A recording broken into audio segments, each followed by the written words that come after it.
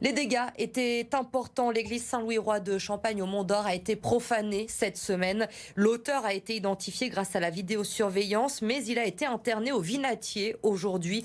Lors de sa garde à vue, il a présenté des troubles du comportement. L'expertise psychiatrique a conclu à l'abolition de son discernement. À Champagne, ce matin, le prêtre et plusieurs paroissiens, eux, sont venus pour nettoyer l'église qui accueille ce soir une messe de réparation célébrée par l'archevêque de Lyon, Amélie Duchamp.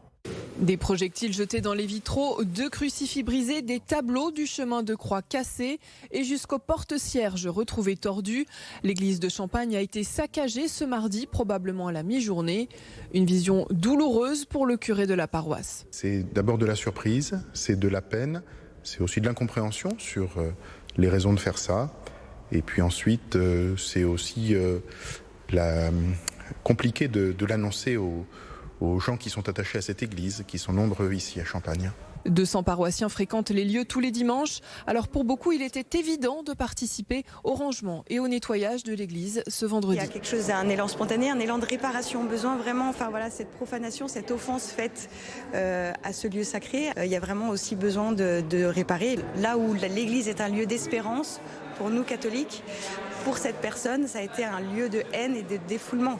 Et donc là, il y a de la désolation et de la tristesse. Il y a eu beaucoup de dégâts et on sent qu'il y a eu une grande violence.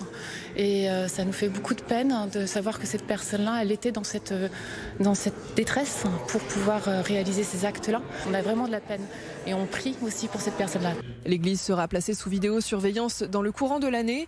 En attendant, ce vendredi soir, événement rare, une messe de réparation, rite commémoré dans les lieux profanés et célébré par l'archevêque de Lyon, Monseigneur de Germay.